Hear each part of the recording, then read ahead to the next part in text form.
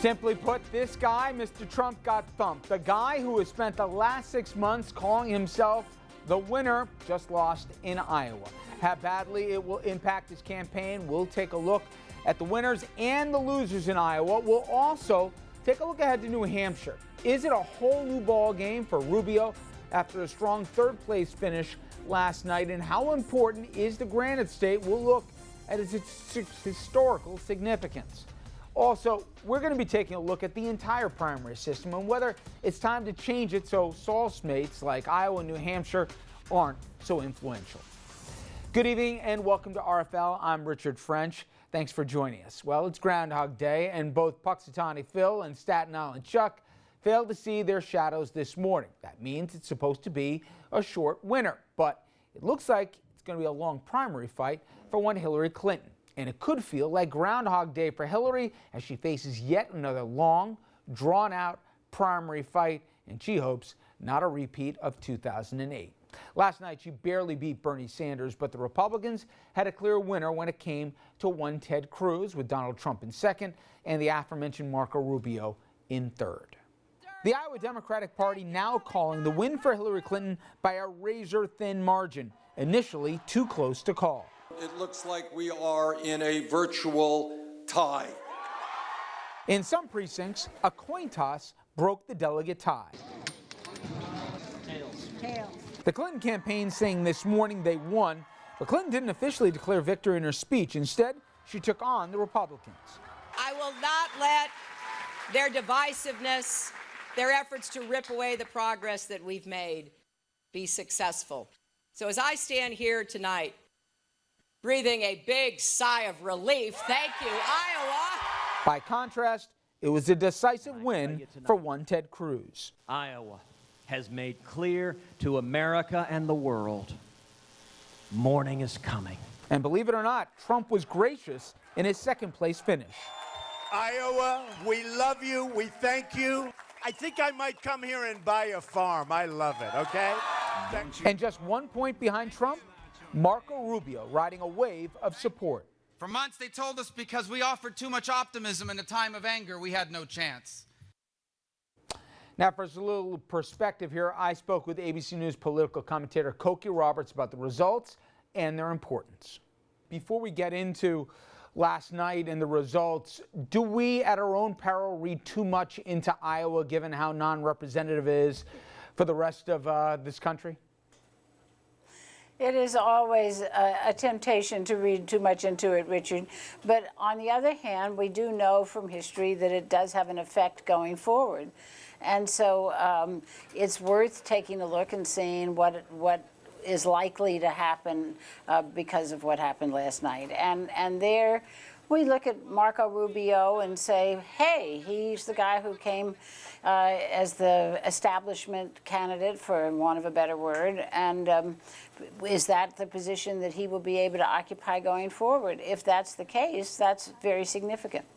Well, to that end, who do you think Iowa's more significant for on the Republican side last night, Cruz or Rubio, for the reasons you already articulated?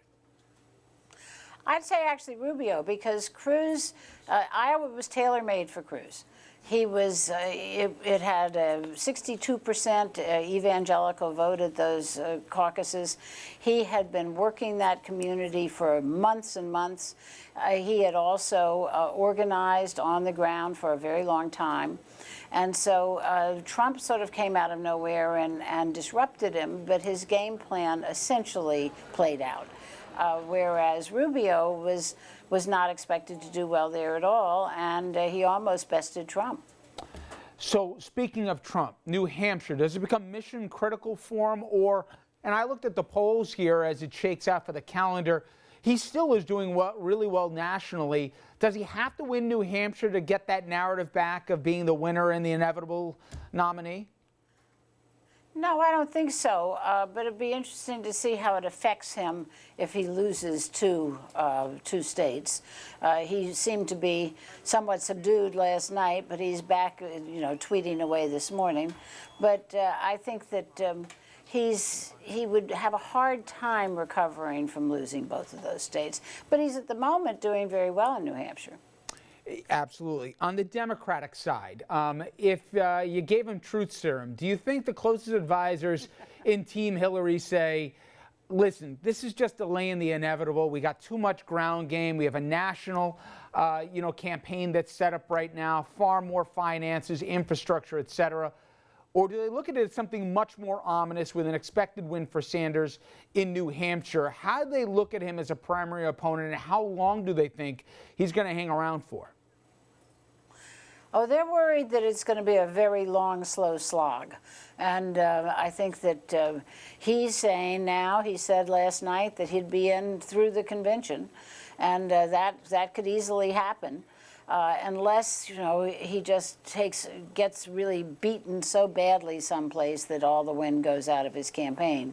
But I think that the Clinton people are breathing a sigh of relief that they didn't lose last night, but they know that they've got a serious challenge.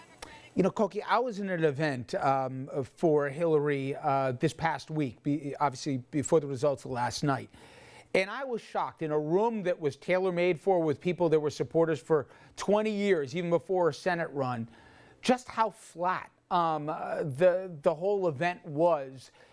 Do you think her challenges are more narrative, or that it's something more where she's not connecting, especially with the younger Democratic electorate? What's the challenge she's got to figure out soon?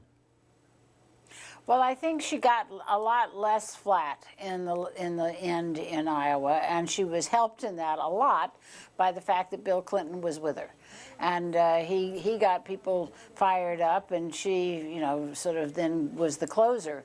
But it is true that one of the things that we saw in the polling of people who voted yesterday was that the vast majority said she did not care about people like them, and that's what she's got to fix. Now, it's fixable, and she's very good one-on-one or in small groups, but she's got to convince larger groups that she really does care.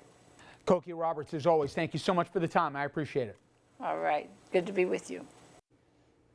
All right, so that was then, and this is now. Iowa finished, New Hampshire straight ahead. A Washington Post reporter here to hash out what we can expect in the first primary in the nation. We'll also have the panel.